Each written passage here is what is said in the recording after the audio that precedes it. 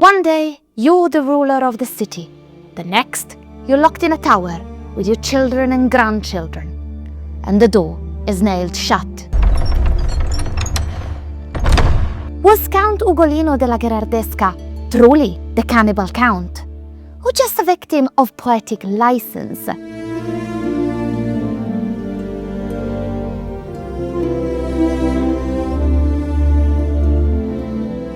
What is really interesting is that Dante Alighieri and his Divina Commedia are a very good guidebook for us in this situation, because our Pisan ghost makes an appearance in the depths of Dante's hell. Since the Florentine poet of the Middle Ages is much more gifted with his words than I am, let's hear it from him. That sinner raised his mouth from his fierce repast, wiping it on the hair of the head he had laid waste behind. Meet Count Ugolino della Gherardesca. While he was once the most powerful man in Pisa, history remembers him for a single horrific accusation: that he ate his own family. To understand the end of the story, we need to start at the beginning.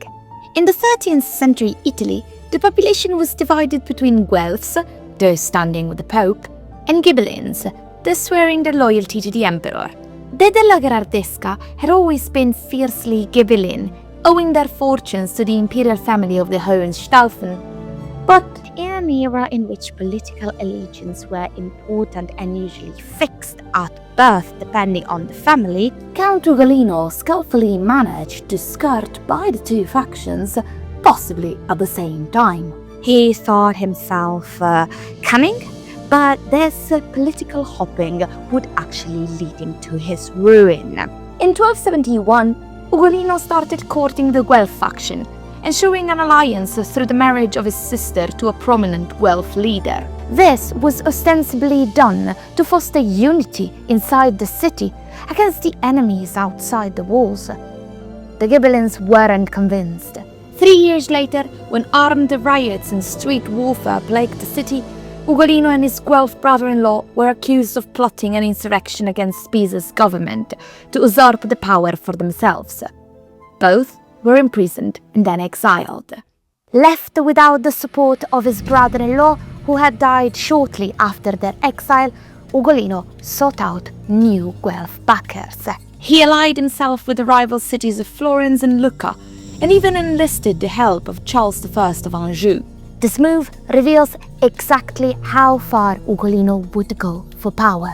Charles I of Anjou was the very man who, not even a decade earlier, had executed Ugolino's cousins, Gerardo and Galvano, for fighting on the Ghibelline side at the Battle of Tagliacozzo.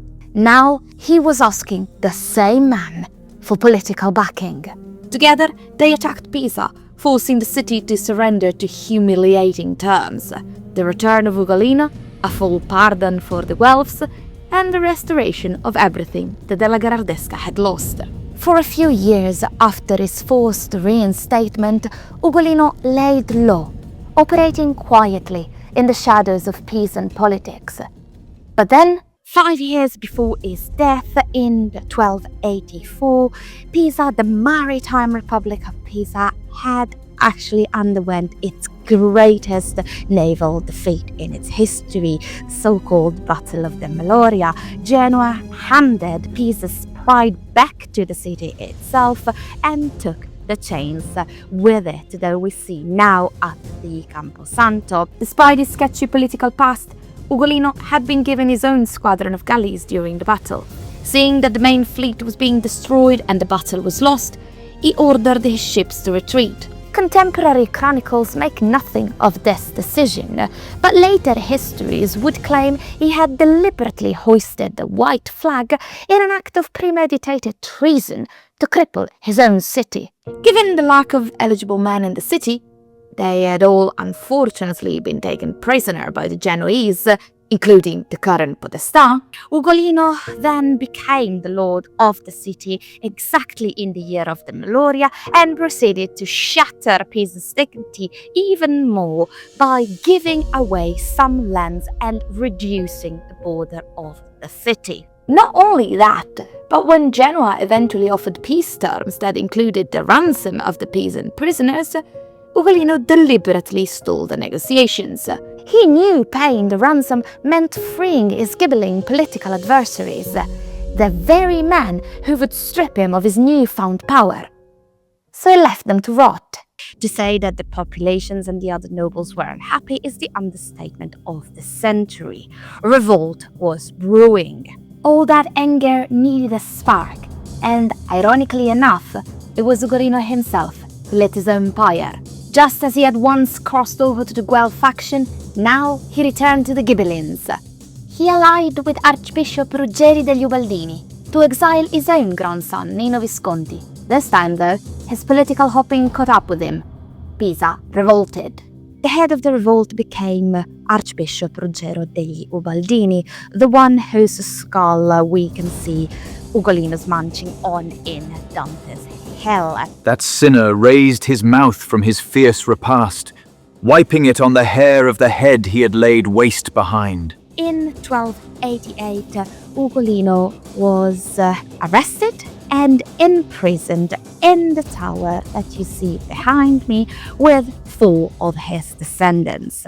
History says that Ugolino was an old man at the time of his arrest, guilty of multiple accounts of treason, and that his descendants were all of age. But this wasn't dark enough for Dante Alighieri. He twisted the facts, transforming those possibly conniving adults into helpless children. Dante had done so in spite of historical inaccuracies, because the thought of having 4 children imprisoned, it raised the stakes of the Divine Comedy. But while Dante manipulated the ages of Ugolino's companions for dramatic effect, the reality of their punishment was horrifying enough, even without embellishments. And the grim story that followed took place in this building.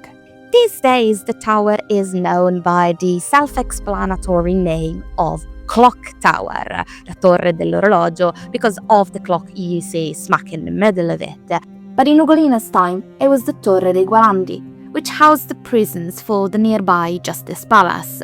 It was Dante who immortalized it as the Torre della Muda, supposedly named for the eagles kept there to molt.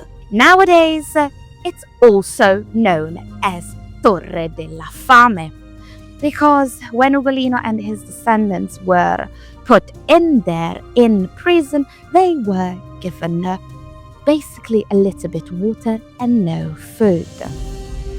According to history, they died of hunger.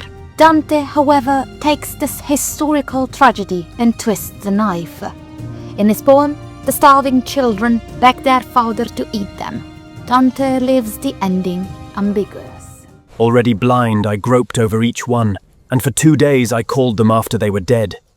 Then fasting had more power than grief.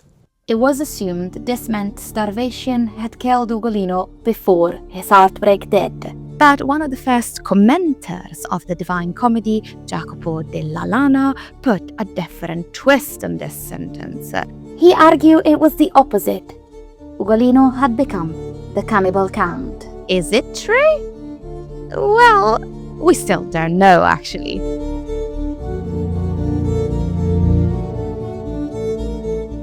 So, is what Dante said true? Well, in 2001, a paleontologist from the University of Pisa seemed to have found the answer to this question.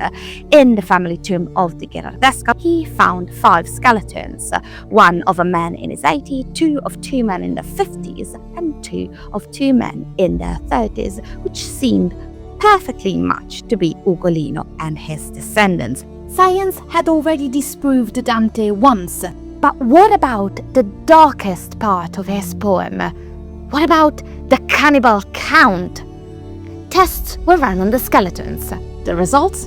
They did starve to death, but there was no evidence of cannibalism. And then, twist. In 2008, researchers re-examined the paper trail that originally led to that specific tomb, and they found a major problem. The documents identifying the grave as Ugolino's were forgeries created during the fascist-era. This means that while these skeletons did starve to death, We have no idea if they truly were Ugolino and his descendants.